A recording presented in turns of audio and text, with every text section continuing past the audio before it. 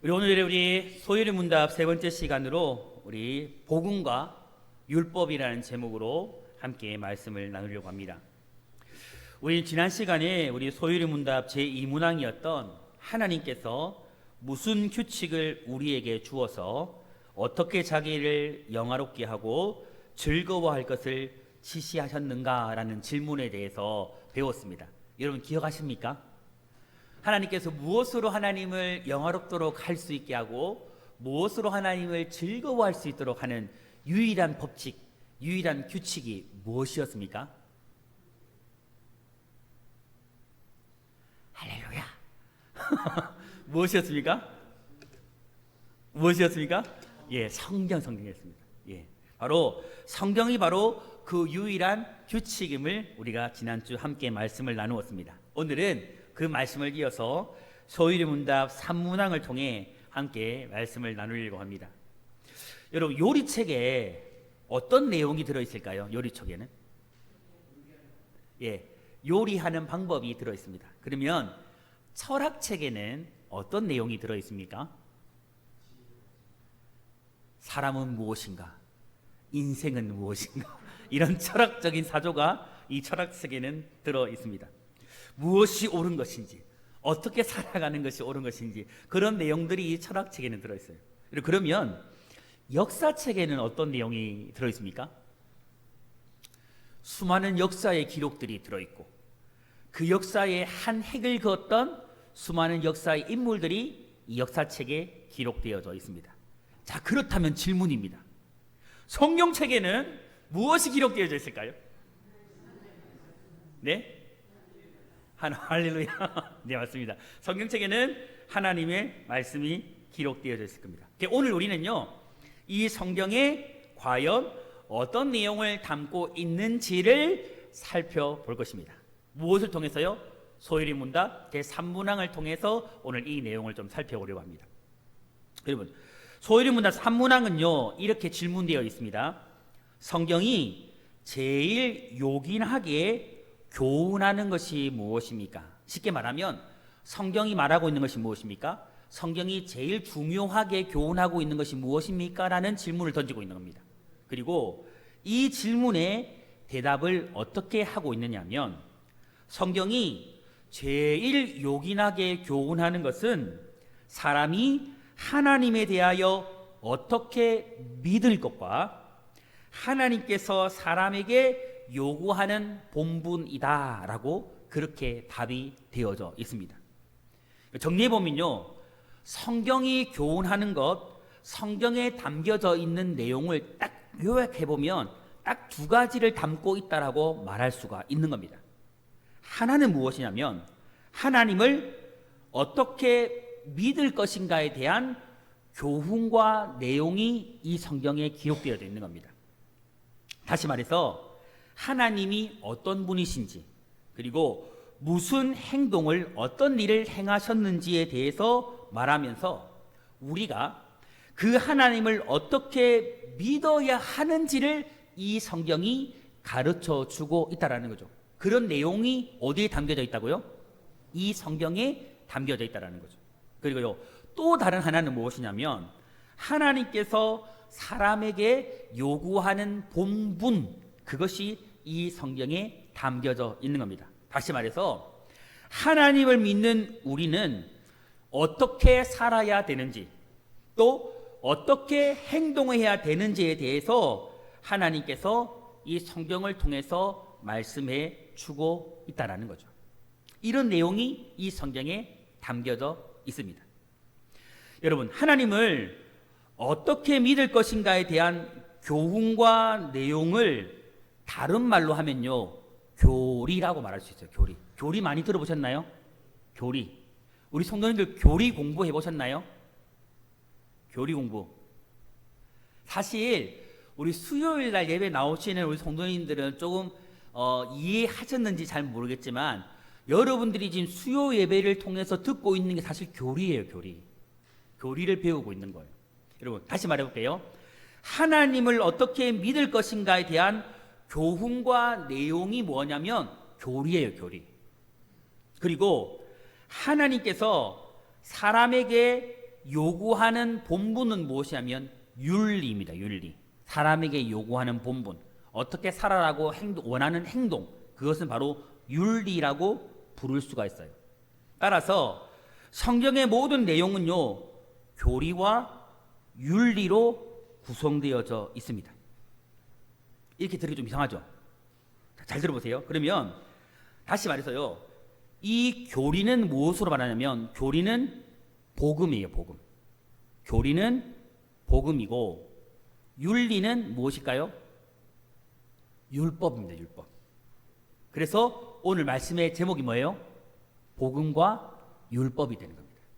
교리는 다시 말해서 복음을 말하는 것이고 윤리는 우리가 행동해야 되는 율법을 말해주는 거예요. 이 두 가지가 성경에 담겨져 있는 내용이라고 할 수 있는 거죠.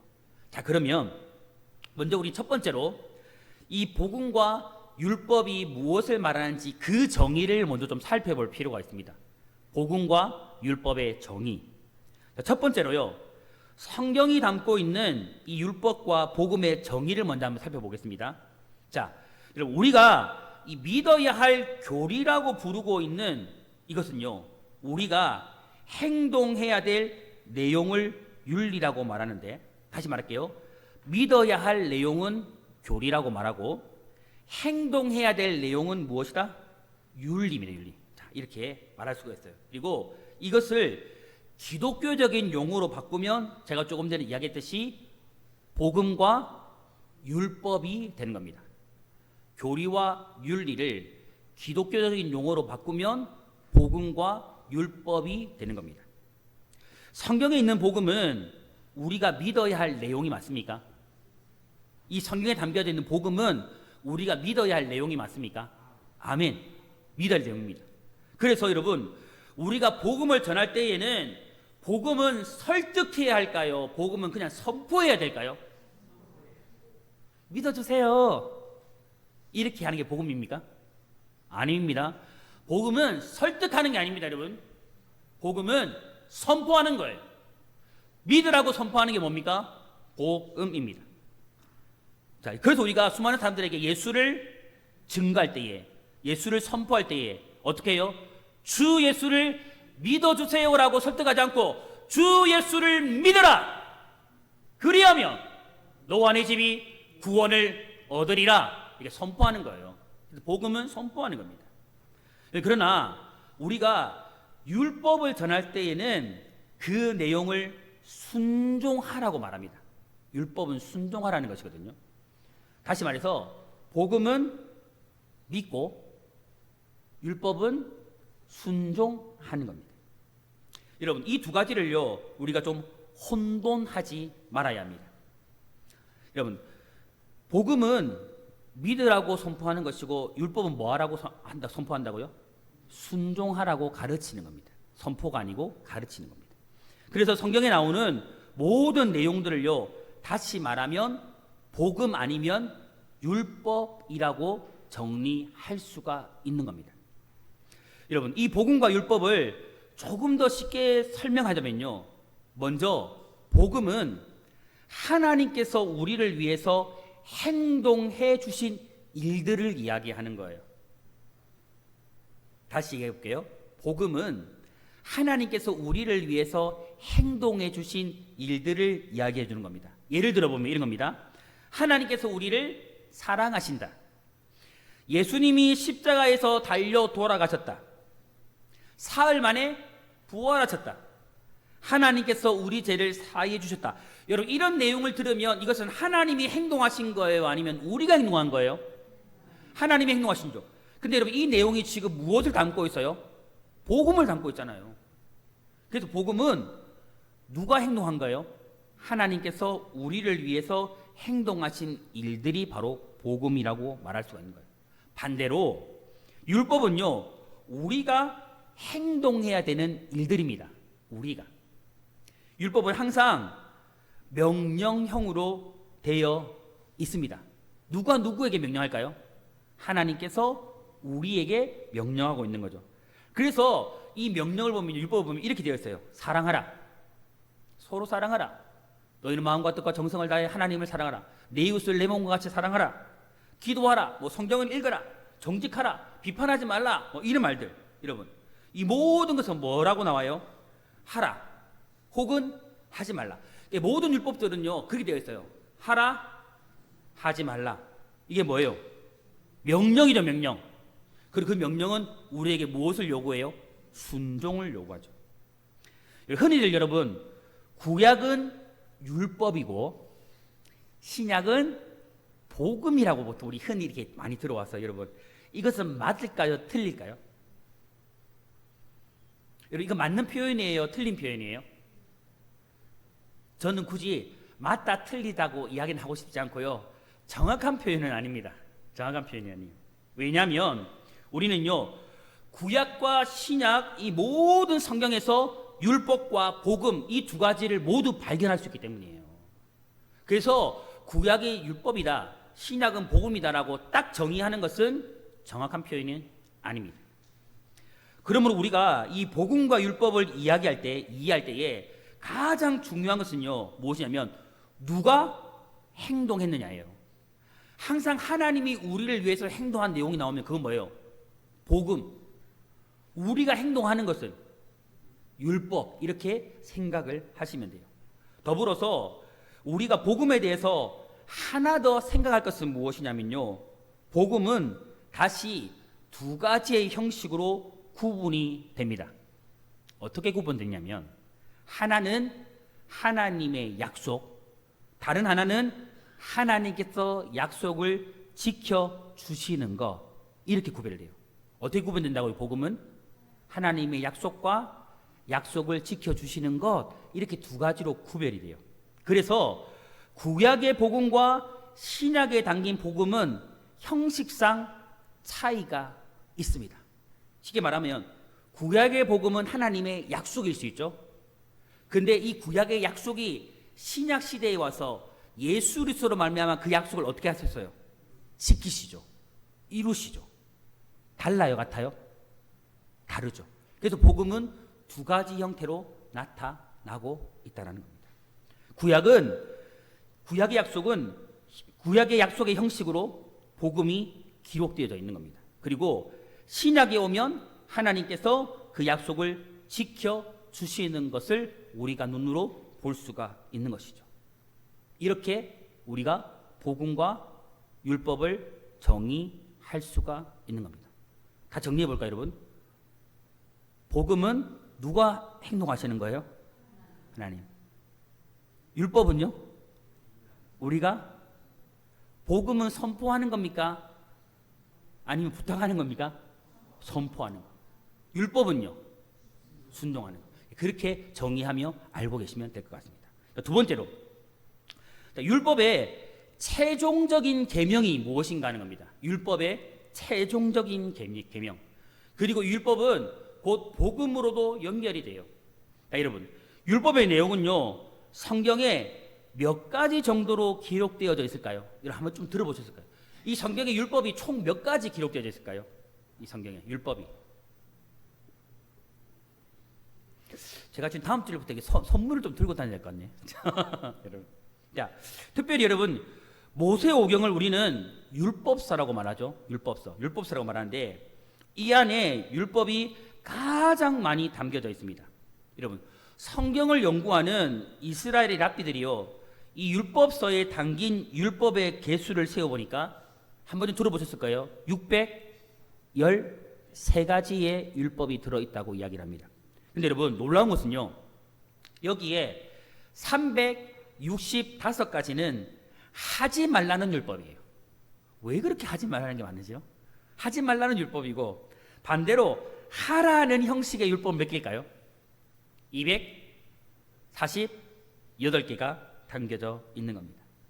그러나 여러분, 하나님께서는요, 이 613가지의 율법의 내용을 우리가 좀 더 이해하기 쉽도록 두 가지로 요약을 해주셨어요. 아니네요. 10가지로 요약해 주셨어요. 10가지로. 그게 뭘까요? 어떻게 아세요? 맞아요. 이 613가지의 이 율법을 우리가 좀 알기 쉽도록 10개로 축약을 해주셨어요. 그게 뭐예요? 쉽게면. 와, 감사하죠. 근데 여러분, 이 하나님께서 613가지나 되는 율법을 하나님께서 10개로 10계명으로 축소해 줬는데 사람이 이것도 잘 지켜요, 안 지켜요? 그래서 하나님이 또 이거를 2가지로 또 추격을 해줬어요. 야, 정말 하나님은 너무 사랑의 하나님이신 것 같아요. 그게 뭘까요? 내 마음을 다하고 뜻을 다하고 목숨을 다하여 내 하나님을 사랑하라. 또요, 내 이웃을 내 몸같이 사랑하라. 이렇게 2가지로 다시 하나님이 압축을 해가지고 율법을 우리에게 말씀해 주셨습니다. 굉장히 감사하죠, 여러분. 결국요, 율법의 최종적인 내용이 뭐냐면 613가지의 율법을 10계명으로 압축하고 10계명의 압축을 다시 2계명으로 압축했는데 이 율법의 최종적인 내용이 뭐냐면 따라해 볼까요? 사랑하라. 다시 합시다. 사랑하라. 그겁니다. 그래서 율법의 완성이 무엇이라고 말해요? 우리는 사랑이라고 말하는 겁니다. 그래서 사랑이라는 거예요. 쉽게 말해서 여러분, 사랑하는 사람은 율법을 이룬 것입니다. 사랑하지 않는 사람은 율법을 안 이룬 겁니다. 우리는 종종 율법을요, 딱딱하고 어렵고 힘든 것으로 알고 복음은 하나님의 사랑이라고 생각합니다. 맞습니까? 근데 여러분, 그런 분들은요, 사랑도 율법도 모르는 거예요. 모르는 거예요. 하나님과 이 사람을요, 사랑하는 내용 자체가 바로 하나님께서 우리에게 명령하신 율법임을 우리는 꼭 기억해야 합니다. 그러면 여러분, 율법은 거룩하고 의롭고 선한 것일까요? 다시 질문합니다, 여러분. 율법은 거룩하고 의롭고 선한 것일까요? 제가 이런 질문하면 목사님이 함정을 던지는 것 같아, 이런 생각이 드십니까? 여러분, 율법은요, 거룩하고 의롭고 선한 거예요. 선한 거예요. 왜냐하면 사랑하라는 것보다 더 거룩하고 선한 것이 없기 때문이에요. 율법의 완성이 뭐라고 했습니까? 사랑이라고 했잖아요, 여러분. 율법은 거룩한 거예요. 의로운 거예요. 선한 거예요. 여러분, 율법은요, 하나님 자신의 성품을 뭐 하는 걸까요? 보여주는 겁니다, 여러분. 보여주는 거예요. 그리고 하나님이 어떤 분이신가 하는 것을 이 율법을 통해서 우리는 볼 수가 있는 거예요. 그래서 여러분, 쉽게 말하면요, 이 율법은 하나님을 닮으라는 얘기가 되는 겁니다. 하나님께서 우리를 부를 때 얘들아 이렇게 부를까요? 얘들아 이렇게 부를까요? 누구누구야 부를까요? 우리 이름을 부르실 것 같아요? 누구누구야, 이것은 하지 마, 저것은 하지 마, 이것도 안 돼, 하지만 이것은 해줄래? 이렇게 말씀하시겠죠. 여러분, 그것을 통해서 우리가 볼 수 있는 것, 느낄 수 있는 게 뭐예요? 하나님은 이런 분이시구나. 하나님은 우리에게 이걸 원하시는구나. 그런 것을 깨달아 알 수 있게 되는 것이죠. 여러분, 그래서 율법이요, 하나님을 닮으라는 얘기인 거예요. 이런 것은 하지 말고 이런 것은 하면서 내가 이런 분이니까 너희도 나를 닮아서 이런 사람이 되어줘, 이런 성도가 되어줘, 이런 나의 자녀가 되어줘, 그렇게 이야기하는 거예요. 하나님이요, 사랑의 하나님이시니 너희도 나를 닮아서 그렇게 하나님을 사랑하고 이웃을 사랑하는 사람이 되어라. 이게 무엇이다? 율법의 최종적인 단계예요.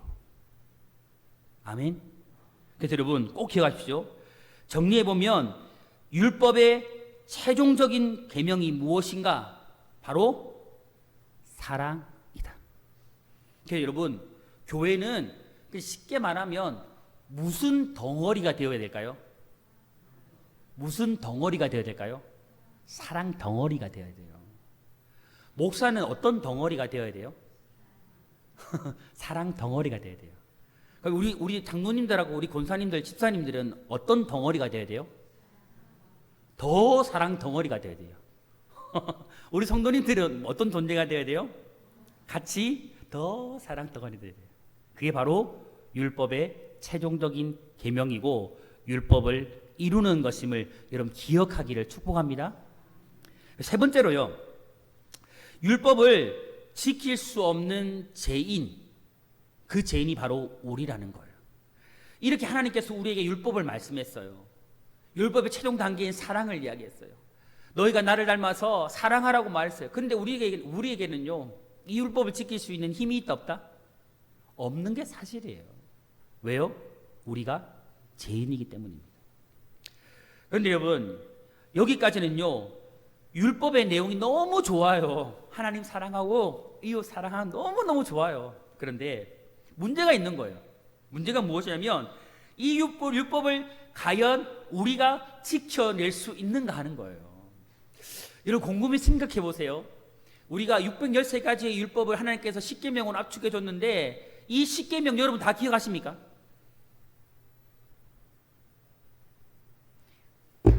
큰일 났네. 여러분은요, 이 십계명 중에 여러분은 살아가시면서 과연 몇 개나 지키며 살아가십니까? 어이구야, 큰일 났네. 그런 거예요, 여러분. 이게 단편적으로 무엇을 보여주는 거예요? 우리에게는 이것을 지킬 수 있는 힘이 없다. 그래서 우리에게는요, 연약한 죄인일 수밖에 없는 거예요. 우리는요, 죄인이기 때문에 율법을 온전히 지킬 수가 없습니다. 이건 우리가 인정해야 돼요. 아멘. 인정하셔야 됩니다, 여러분. 인정 안 하면 큰일 나요. 율법은요, 그것을 지키는 자에게는 영생을 약속하고 있습니다. 그런데 지키지 못하는 자에게는 저주를 선언하는 것이 율법의 특징이에요. 맞습니까? 여러분 구약의 율법을 보면 그래요. 하나님께서 너희가 이렇게 하면 내가 축복하겠지만 이렇게 하지 아니하면 약속의 말씀을 지키지 아니하면 뭐해요? 하나님께서 저주하시겠다고 말하고 무서운 말씀이죠. 그러므로 여러분 율법을 지킬 수 없는 상태에 놓인 죄인들이요, 율법을 깨닫게 될수록 드는 생각이 뭔지 아십니까? 와, 나는 이제 죽었구나. 나에게는 이제 소망이 없구나. 이걸 깨닫게 되는 겁니다. 그러니까 혹 여러분이 마음에 정말 나는 죄인이야. 나에게는 소망이 없어. 와, 나는 예수 믿을 자격이 없어. 이런 것을 정말 많이 느끼고 사는 분은요, 성경을 많이 보시는 분들이에요. 율법을 깨달아 아시는 분들. 그러니까 율법 앞에 우리가 다가가면 다가갈수록 율법을 많이 알면 알수록 우리가 깨닫게 되는 게 무엇이냐면 나는 죽었구나. 나에게 소망이 없구나. 나는 죄인이구나. 나로서는 하나님 앞에 설 수 없구나라는 것을 우리가 깨닫게 된다라는 거예요. 율법은 그런 역할을 하는 겁니다. 근데 여러분 그 이유가 무엇이냐면요, 율법의 기준은 아주 높다 낮다? 율법의 기준은 높아야 낮아요? 굉장히 높습니다. 높기 때문입니다. 여러분 그냥 하나님께서 하나님을 사랑하라고 이야기했습니까? 아니면 너는 마음과 뜻과 정성을 다해 사랑하라고 했습니까? 어떻게 말씀했습니까? 하나님은 우리를 향해 너는 하나님 사랑해라 이렇게 말 안 했습니다. 너는 마음을 다하고 뜻을 다하고 힘을 다하고 목숨을 다해 사랑하라 했습니다. 여러분 이게 뭐예요? 너의 지정의, 너의 삶에 있는 것, 모든 것 전부 다 너희가 가지고 있는 최고의 것으로 하나님을 사랑하라는 이야기예요. 이 이야기가. 여러분 이거 쉬워요? 어려워요? 어려워요. 그냥 사랑하라고 하면 쉬울 수 있어요. 그런데 하나님은 어떤 사랑을 원하는 겁니까? 최고의 사랑, 모든 것을 다한 사랑을 요구하는 거예요. 그래서 율법이 어려운 거예요. 여러분 이웃을 하나님께서 사랑하라고 했죠. 근데 이웃을 사랑하라고 할 때에 하나님께서 이웃을 사랑해라 이렇게 말했습니까? 아니면 내 이웃을 내 목숨과 같이 사랑하라 했습니까? 그래서 어려운 거예요, 여러분, 율법이. 그래서 율법이 수준이 높은 거예요. 만약에 내 이웃을 하나님께서 그냥 사랑하라고 말했다면 이것은 쉬울 수 있어요. 하지만 하나님은 그렇게 율법을 말씀하지 않았습니다. 어떻게 말했습니까? 내 이웃을 너의 목숨처럼, 내 목숨과 같이 사랑하라고 말했기 때문에 이 율법의 기준이 높다 낮다? 높은 거예요, 높은 거. 여러분, 만일요, 정말 우리가 이 율법의 요구를 알면서도 여러분 우리 성도님들은 이 교회 나올 때 이런 막 부담감이 있어요 없어요? 솔직하게 부담이 있어요 없어요? 왜 없어요? 왜 없어요? 좀 있는 게 정상 아니에요? 여러분, 만약에 우리가 이런 율법의 중압감을 가지고 있다면 오늘 이 자리에 참여할 수 있는 분 아무도 없을 거예요. 하나님 말씀 앞에 설 수 있는 사람 아무도 없을 겁니다. 만일 정말요 일주일 동안에 하나님께서 내 몸과 마음과 뜻과 정성을 다해 하나님을 사랑하라고 정말 사랑하려고 이 말씀대로 율법대로 정말 노력해보고 정말 여러분의 남편을 여러분의 아내를 정말 자식을 아니면 부모를 주변의 지체들을 정말 내 목숨처럼 사랑하려고 이렇게 발버둥 쳤다면 그런 분들은 끝없는 좌절과 낙심과 절망을 경험했을 거예요. 왠지 아십니까? 하나님을 그렇게 사랑하려고 하면 할수록 너무 힘들다는 걸 느끼거든요. 내 이웃을 내 몸같이 사랑하려고 하면 할수록 진짜 힘들다는 걸 느끼거든요. 그래서 그렇게 하면 할수록 느끼는 게 뭐예요? 절망적이다. 와, 좌절된다. 이렇게 하고 싶어도 할 수 없는 나의 연약함 보면서 막 스스로를 막 정죄하는 거예요. 그래서 낙심하고 절망하고 마음 아파하는 게 우리의 모습이에요. 그런데 여러분, 그렇게 우리가 하지 않는 이유가 뭐예요? 그런 마음이 삶 속에서 안 드는 이유가 뭐예요? 우리는 어떻게 보면 마음과 뜻과 정성을 다해 하나님 사랑하는 게 아니고 그냥 하나님 사랑하다 오거든요. 그냥 이웃을 사랑하는데 내 목숨 같이 사랑하는 게 아니고 그냥 적당히 그냥 좀 사랑하고 오거든요. 그래서 좀 마음의 부담감이 뭐한 거예요? 진짜 그렇대요, 여러분. 덜한 거예요. 여러분, 불가능하다는 것을 느끼고요. 하나님은요, 도저히 내가 이룰 수 없는 이것을 어떻게 하라고 이렇게 말씀하셨는가, 이런 좌절감을 우리가 가질 수 있어요. 율법의 요구를 받으면 받을수록. 그리고 난 도저히 그렇게 못하는 사람이라고 우리는 느낄 수 있어요. 무엇을 하면 할수록 율법의 요구를 받으면 받을수록 우리는 그런 느낌을 받을 수 있어요. 여러분, 이렇게 되면요, 그 누구도 절망과 좌절감이 들어서 믿음 안에 남아있는 사람이 아무도 없을 겁니다. 그러나 우리 성도님들은요, 조금 전 이야기했듯이 일주일 동안은 어떻게 보면 이 율법을 말씀을 지키려고 노력하지만 어떤 최상위 것보다는 어느 정도의 율법의 요구와 말씀의 순종의 마음을 가지고 살아가기 때문에 주일날 이 하나님 앞에 나오는 것이 마음이 좀 편해요, 불편해요? 편해요, 불편해요? 편한 거예요, 여러분. 편한 거예요. 만약에 진짜 우리가 율법의 요구에 빠져가지고 막 중압감 가운데 있다면 진짜 힘들어서 아버지 앞에 나올 수가 없다라는 겁니다. 그래서 여러분, 사실은요, 율법은요, 우리로 하여금 자꾸만 뭐 하는 거예요? 우리를 죄인으로 만드는 거예요. 자꾸 우리를 정죄하게 만들어, 우리 힘들게 만들고 율법의 종으로 매이게 만든다라는 거죠. 여러분, 여기서 우리가 분명히 기억해야 할 것은요, 사람은 그 누구나 태어나면서부터 죄인으로 태어났기 때문에 우리 마음속에 여러 가지 제약들이 있기 때문에 이로 인해서 이 율법을 잘 지킬 수 있다, 없다? 없다. 우리는 그런 존재가 될 수 없다라는 겁니다. 이것을 우리가 인정하고 고백할 수 있어야 됩니다. 그래서 어떻게 보면요, 이런 우리 연약한 존재를 하나님이 아시기 때문에 우리가 주일날에 또 예배 시간에 하나님 앞으로 편안하게 뭐 할 수 있어요? 나와 예배할 수가 있는 겁니다. 근데 여러분, 여기서 진짜 우리가 기억해야 할 것이 있습니다. 여러분, 죄인인 우리는 율법의 요구를 이룰 수 있습니까, 없습니까? 율법의 요구를 이룰 수 없어요. 그런 죄인은 사실상 하나님 앞으로 나와 예배할 수 없습니다. 그런데 우리가 이룰 수 없는 이 율법의 요구를 이루어 주신 분이 있어요.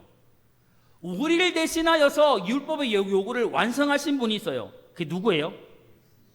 바로 율법의 완성자가 되신 예수 그리스도라는 겁니다. 여러분, 그래서요, 우리 소망이 누구에게 있다고 말하는 겁니까? 예수님에게 있는 겁니다. 그래서 우리가 율법의 요구를 다 지키지 못함에도 불구하고 정말 이 주일날 편안한 마음으로 하나님 앞에 예배할 수 있도록 나오는 이유가 뭐예요? 율법의 완성자 되신 그 예수님을 통해서 우리가 지금도 하나님 앞으로 나와서 편안한 마음으로 예배할 수 있는 겁니다. 여러분, 우리의 소망은요, 이 율법을 완전하게 지킬 수 있는 유일한 분이신 하나님의 아들 예수 그리스도에게 있습니다. 그리고요, 여러분, 예수님은요 결코 우리 스스로의 힘으로는 지킬 수 없는 이 율법을 완전하게 뭐 하셨을까요? 지켜내셨습니다. 예수님께서 이 땅에 사시는 동안에 행하신 일은요, 율법에 대한 완벽한 순종이었습니다. 이것을 우리가 기억해야 합니다. 완벽한 순종이었습니다. 병자를 고치시고 말씀을 전하시고 마지막에 십자가에 죽으신 것도요, 하나님에 대한 순종이었습니다. 예수님께서 십자가에서 달리시고 죽기 직전에 마지막으로 남기신 말이 뭐예요? 가상칠언에서 마지막으로 하신 말이 뭐예요? 다 이루었다. 이 말의 의미가 뭘까요, 여러분? 여러 가지를 의미할 수 있을 거예요. 하지만 이게 무엇을 말하냐면, 내가 하나님께서 하라고 말씀하신 율법의 요구를 다 지켰다. 율법의 요구를 다 이루었다라는 말이에요. 이 말이 다 이루었다는 말이에요. 예수님은 우리의 율법의 완성자로, 그리고 율법의 마침이 되신 겁니다. 하나님께서는요, 이 율법의 완성자가 되신 예수님을 통해서 우리에게 무엇을 주시냐면 영생을 상으로 주십니다. 저주는, 죽음이라는 저주는 예수님이 가져가시고 영생을, 예수님 안에 있는 영생, 율법을 완성하시고 영생을 우리에게 선물로 주신 겁니다. 그를 통해서 예수님이 이루어 놓으신 율법의 완성이 우리 가운데 임하여서 그것을 가지고 우리는 하나님 앞으로 지금 담대히 나와서 하나님을 예배할 수 있게 되어진 거예요. 이게 무엇이냐면 복음입니다. 복음. 아멘이세요? 여러분, 하나님께서는요, 예수 그리스도를 우리의 대표자로 삼으신 겁니다. 그래서 예수님이 율법을 완성했다라는 것은, 그분이 우리 가운데 오셨다라는 것은 무엇을 의미할까요? 우리 또한 예수 그리스도로 말미암아 율법을 완성했다라는 의미가 주어지는 거예요. 그래서 여러분, 예수님이 우리의 소망이고 이것이 곧 복음이라는 겁니다. 자, 정리를 해볼까요, 여러분? 결론적으로 여러분, 성경에 있는 이 복음과 율법의 내용을 다시 좀 기억을 더듬어서 한마디로 요약을 해보면요, 율법은 무엇이라고 했습니까? 우리가 하나님을 사랑하고 이웃을 사랑하는 것으로 요약을 할 수가 있습니다. 이 율법이 우리가 행하는 거죠. 아까 얘기했잖아요. 율법은 누가 행하는 거라고 했어요? 우리가 행하는, 누구를 향해서? 하나님이나 이웃을 향해서 행하는 거고, 복음은요, 하나님이 우리를 향해서 행하는 것이잖아요. 이것은 하나님이 우리를 사랑하신다라는 겁니다. 그러므로 여러분, 하나님의 사랑을 받은 사람들은요, 반드시 그 사랑에 대해서 뭐 해야 되느냐면 반응을 해야 돼요. 반응. 여러분, 예배 시간에 우리가 이 말씀을 듣는다는 것도 여러분, 누구의 말씀을 듣는 거예요? 그럼 우리는 뭐 해야 돼요? 반응하는 게 정상입니다. 반응해야 돼요. 반응. 여러분, 그리고 곧 이것이 율법에 대한 뭘까요? 순종입니다. 순종. 하나님이 우리를 사랑해 주셨으면 그 사랑에 대해서 반응하는 게 무엇이냐면 바로 순종이라는 겁니다. 예수님께서 우리에게 서로 사랑하라는 새 계명을 주셨습니다. 여러분, 이 계명 앞에는요, 복음이 담겨져 있는 겁니다. 이것이 곧 복음입니다. 여러분, 내가 너희를 사랑한 것 같이 라고 말합니다. 이 말은요, 복음이 우리를 향한 하나님의 사랑 이야기라면 율법은 그 사랑을 받은 사람들이 깊이 감격해서 하나님과 이웃을 사랑하는 반응인 거예요. 다시 말해볼까요? 복음이 우리를 향한 하나님의 사랑 이야기라면 율법은 그 사랑을 받은 성도들이 그 사랑에 감격하여서 하나님과 이웃을 사랑하는 반응인 겁니다. 이게 바로 율법입니다. 그래서 복음을 안 사람은 율법으로 반응하는 거예요. 행동하는 겁니다. 여러분, 거꾸로 말해보면요, 하나님을 사랑하지 않고 이웃을 사랑하지 않는 사람들은 하나님의 사랑을 받은 적이 없는 사람인 거예요. 사람인 겁니다. 여러분, 우리가 그런 얘기 하잖아요. 어떤 아이가 진짜 사회생활을 잘해요? 어떤 아이가 사랑을 잘하고 사랑을 잘 주고 사랑을 잘 받습니까? 사랑을 받아본 사람. 여러분, 제가 사과의 맛을 보지 않고 사과의 맛을 설명할 수 있을까요? 듣고 계십니까? 제가 사과를 먹어보지 않고 사과의 맛을 설명할 수 있을까요? 거짓말이죠, 여러분. 무슨 말이에요, 여러분? 사랑을 할 수 있다는 것은 사랑을 경험해 봤다라는 거예요. 분명한 것은요, 예수의 사랑을 진짜 경험한 사람은 예수의 사랑에 반응하지 않을 수 없습니다. 이건 진리입니다, 여러분. 어떤 사람이 정말 복음을 믿고 있는가는요, 율법으로서 확인되는 겁니다. 다시 말해서 율법의 말씀을 행하는가 행하지 않는가로 확인되는 거예요. 성도 여러분, 하나님을 믿고 있음에도 우리의 삶이요, 고단한 이유가 있습니다. 그 고단한 이유가 무엇이냐면요, 우리가 율법을 실천하는 것이 약하기 때문이 아니에요. 우리가 율법의 말씀을 지키지 못해서 우리의 삶이 고단한 게 아니고, 이 복음을, 하나님이신 복음을 충분히 알지 못했기 때문이에요. 깊이 경험하지 못했기 때문입니다. 그래서 우리의 삶이 고달픈 거예요. 복음 속에 담긴 하나님의 위대하심을 맛보고요, 하나님의 사랑을 깊이 체험하게 되면 힘과 능력이 생긴대요. 어떤 힘과 능력이 생길까요? 이 복음 속에 담긴 이 하나님의 사랑을 맛보고 깊이 체험하게 되고 깊이 느끼게 되면 어떤 힘과 능력이 생길까요, 여러분? 바로 하나님을 사랑할 수 있는 힘과 능력이 생기는 거예요. 이웃을 사랑할 수 있는 힘과 능력이 생기는 겁니다, 여러분. 너무나도 분명한 것은요, 정말 복음의 진수를 경험한 사람은요, 정말 예수를 만난 사람은요, 하나님의 사랑을 깊이 경험한 사람은요, 그렇게 살아가지 않을 수 없어요. 왜요? 살아가지지 않거든요. 그렇게 살아가지지 않는다니까요, 여러분. 불가능합니다, 그게. 불가능해요, 여러분. 여러분, 선하신 하나님께서 우리 성도들이 이 성경을 읽을 때마다, 말씀을 들을 때마다 정말 복음을 복음답게, 율법을 율법답게 보고 들을 수 있는 눈과 귀를 열어주시기를 축복합니다. 정말 그렇게 되기를 축복합니다, 여러분. 복음 속에 담긴 하나님의 위대하심을 맛보고 하나님의 사랑을 깊이 있게 체험하게 되기를 소망합니다. 여러분, 진실로 우리가 하나님을 사랑할 수 있게 되는 방법, 정말 우리의 마음과 뜻과 정성을 다해서, 우리 목숨까지 다해서 하나님을 사랑할 수 있는 방법은요, 이 복음의 진수를 경험할 수 있는 방법밖에 없습니다. 우리가 정말 내 목숨처럼 내 이웃을 사랑할 수 있는 방법은요, 내 지체들을 사랑할 수 있는 방법은요, 이 복음의 진수를 경험하는 방법밖에 없습니다, 여러분. 이것을 그렇게 하기 전까지는요, 이게 불가능한 거예요. 오늘 진실로 하나님을 사랑하고 이웃을 사랑하는 이 힘과 능력이 정말 여러분 가운데 생겨나기를 저는 간절히 소망합니다. 여러분, 이게요, 율법의 최종적인 단계예요. 이걸 이루어야 우리는 말씀을 이룬 거예요.